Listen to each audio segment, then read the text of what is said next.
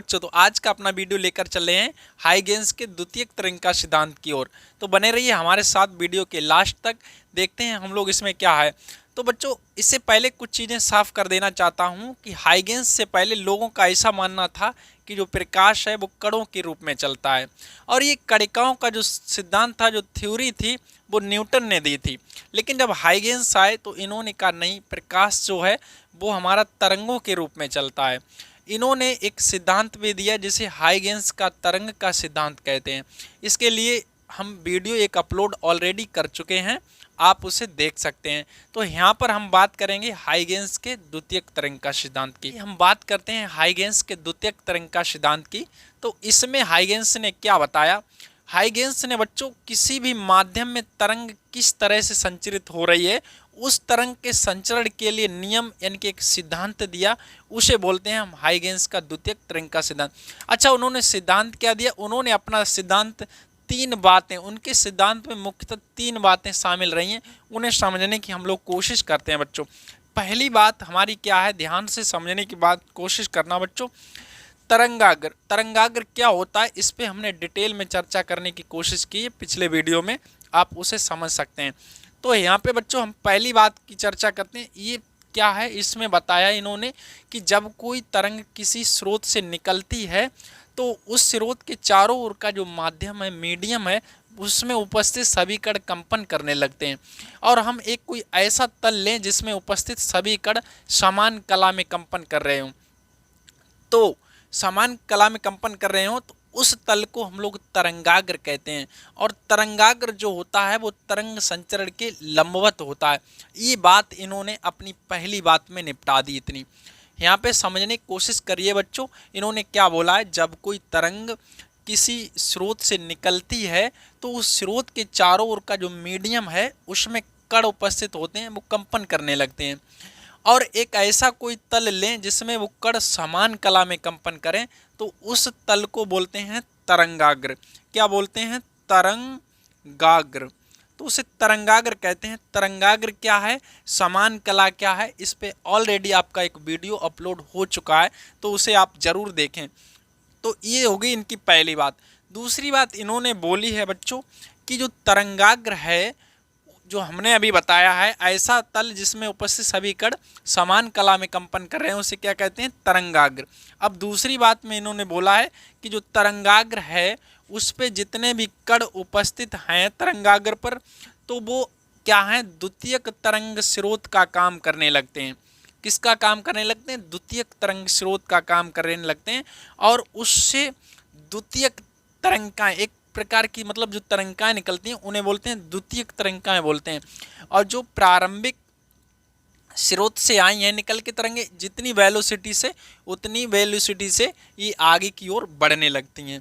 ये हो गई इनकी दूसरी बात। दोबारा समझने की कोशिश करते हैं।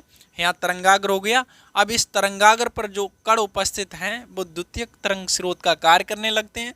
इनसे जो हमारी तरंगें निकलती हैं वो प्रारंभिक तरंगों की चाल से आगे बढ़ती हैं, और इन तरंगों को कहते हैं द्वितीयक तरंगाएं। ठीक। तीसरी बात इन्होंने बोली है, अगर हम किसी क्षण एक नए तरंगार की खोज करने की कोशिश करें तो हमारी जो तरंगाएं हैं उनसे स्पर्श होता हुआ एक वृत्त खींचें, स्पर्शी खींचें, उनकी क्या खींचें? स्पर्शी खींचें। तो जो स्पर्शी होगी नए तरंगाग्र की स्थिति को बताएगी। एक, दो, तीन बातों में हाइगेंस का द्वितीयक तरंग का सिद्धांत निपट जाता है। तो आइए इसे हम लोग समझते हैं।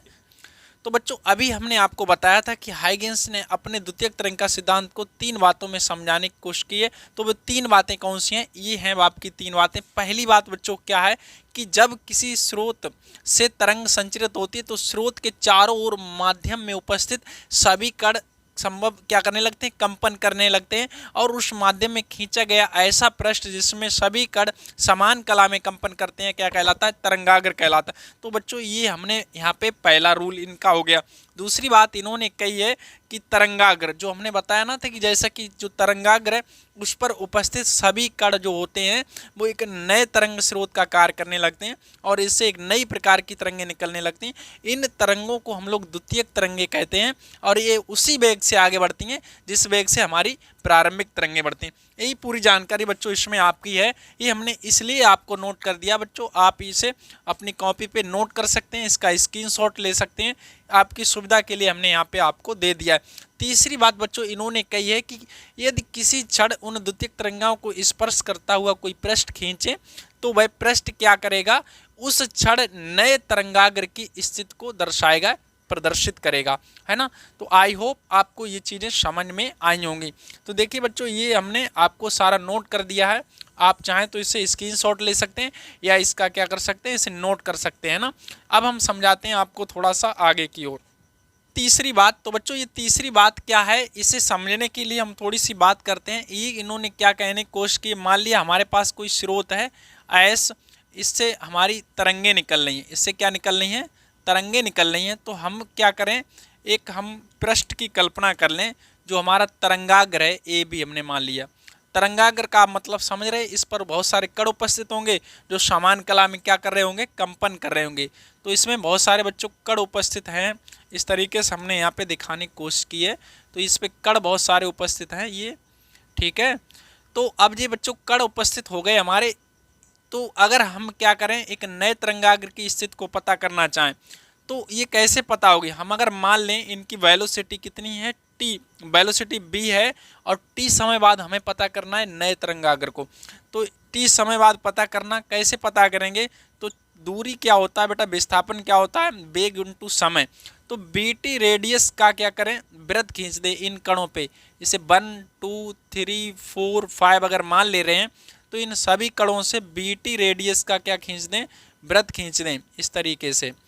तो बीटी रेडियस का वृत्त जब खींच देंगे तो इसके बाद एक ऐसी स्पर्शी खींचें, इनको स्पर्श करता हुआ एक ऐसा पृष्ठ खींचे बच्चों, ये जो पृष्ठ होगा स्पर्श करे, ठीक है। और जो पृष्ठ होगा इसे नाम दे देंगे ए डैश बी डैश।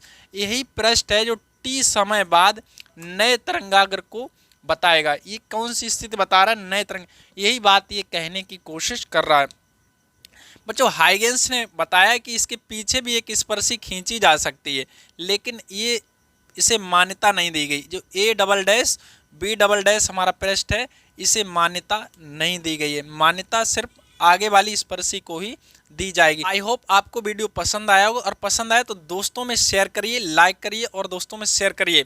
और बच्चों अगला जो टॉपिक हमारा आएगा उस पे हम लोग चर्चा करेंगे हाइगेंस के द्वितीयक इसी तरंग सिद्धांत के आधार पर परावर्तन की व्याख्या, फिर उसके बाद अपवर्तन की व्याख्या। इस तरह से लगातार वीडियो आपके आते रहेंगे। तो चलिए बने रहिए हमारे साथ, मिलते हैं हम लोग नेक्स्ट वीडियो में। तब तक के लिए अपना ख्याल रखिए, धन्यवाद।